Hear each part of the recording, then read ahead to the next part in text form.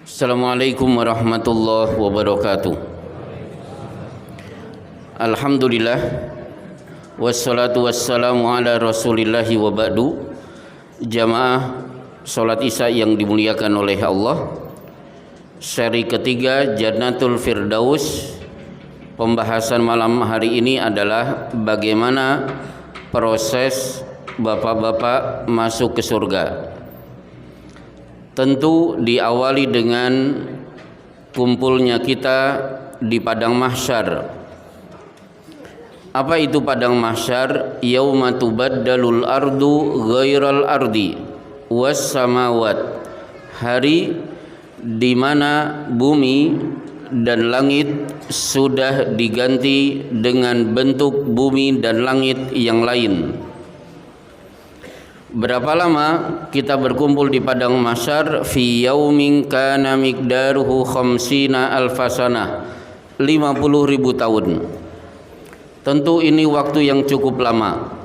Tapi di Musnad Imam Ahmad ada kabar gembira dari Rasulullah sallallahu alaihi wasallam, meskipun 50.000 tahun berkumpul, tapi perasaan orang beriman seolah-olah tinggal di padang mahsyar antara asar sampai maghrib.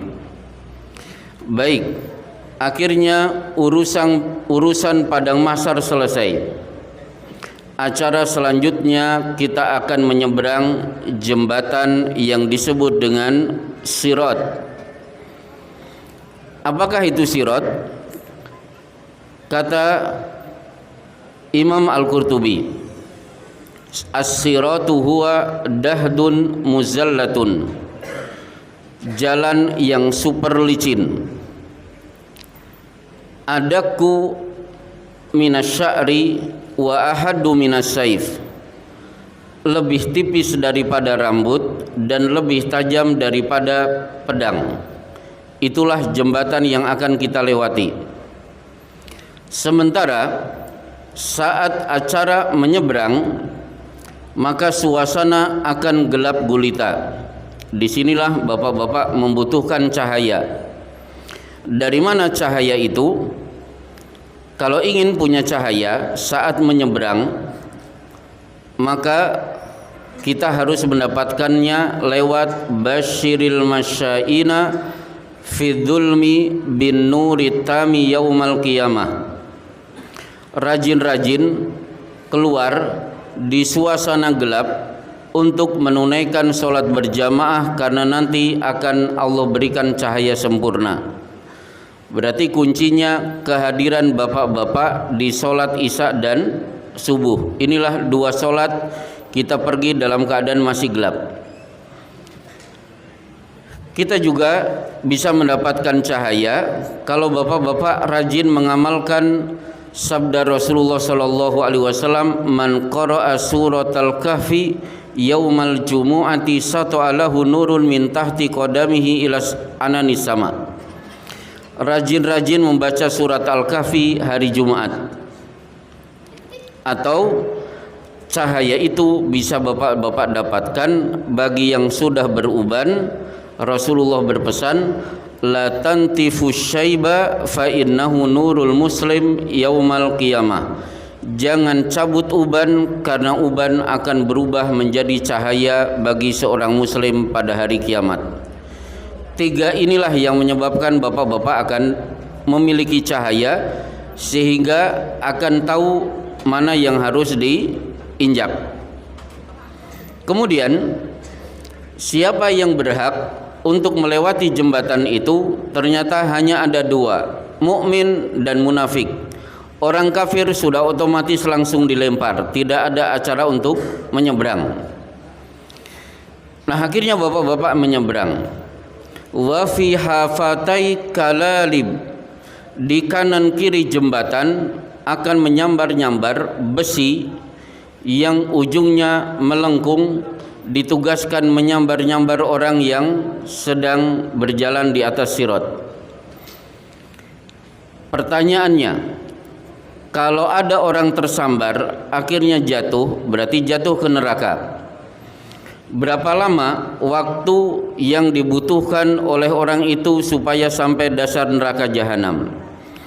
Maka Rasulullah sallallahu alaihi wasallam ketika sedang berceramah tiba-tiba terdengar suara benda yang jatuh dengan suara super keras.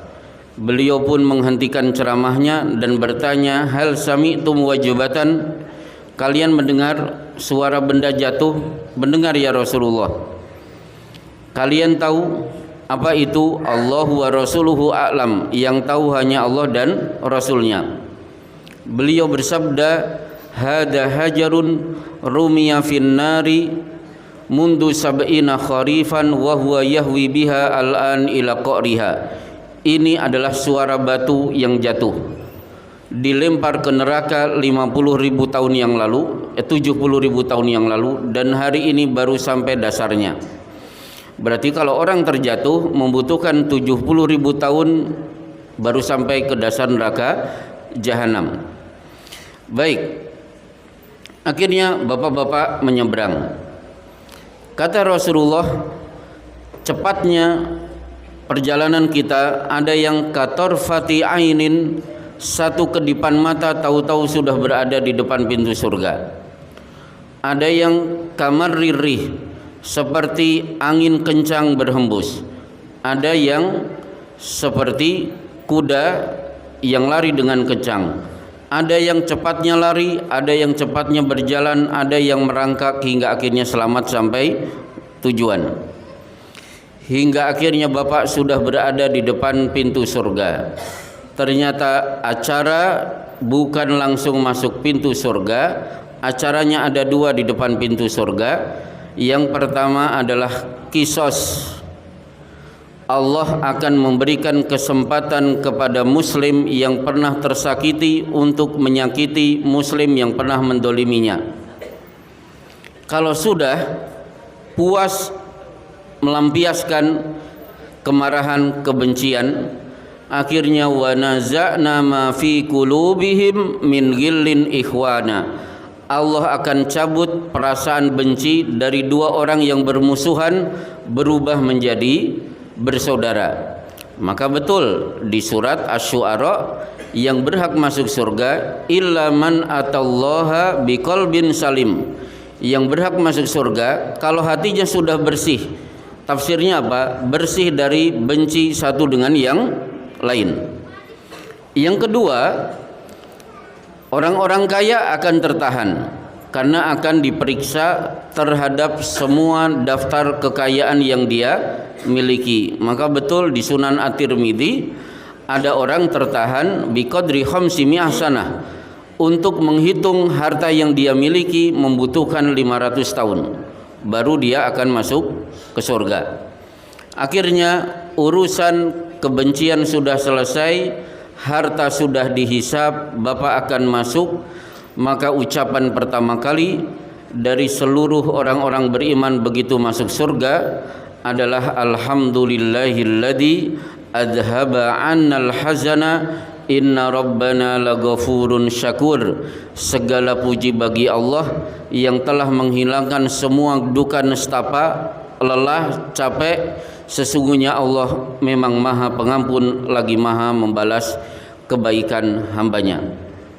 Nah, sekarang bagaimana perasaan orang yang sudah masuk surga? Maka Rasulullah sallallahu alaihi wasallam bersabda, "Yu'ta bi an'umi ahlin nari fid dunya." Akan didatangkan orang kafir yang paling sukses, paling bahagia di dunia. Fayusghabu sabghatan finnar. Begitu masuk neraka, pertanyaan pertama kali dari Allah, hal marra bika bu'sun qad? Masih ingat di dunia kamu pernah dikelilingi kenikmatan? Saking sakitnya orang itu menjawab, la wa rabbi, tidak demi Tuhanku, aku sudah tidak ingat kalau di dunia aku pernah bahagia. Sementara bapak-bapak yang di dunia banyak penderitaan, yu'ta bi asyaddin nasi bu'san fid dunya, akan didatangkan mukmin yang paling banyak penderitaannya di dunia. Fayusghabu sabghatan fil jannah. Begitu masuk surga, pertanyaan pertama dari Allah, hal marra bika bu'sun qad? Masih ingat kamu dikelilingi oleh penderitaan, saking nikmatnya surga dia sudah tidak ingat bahwa dulu di dunia pernah menderita. Baik, inilah situasi awal mula ketika Bapak masuk surga. Insya Allah seri keempat kita akan bahas tentang pintu-pintu surga untuk kultum di waktu subuh esok. Wassallallahu ala Muhammad wa ala alihi washabbihi wasallim. Assalamualaikum warahmatullahi wabarakatuh.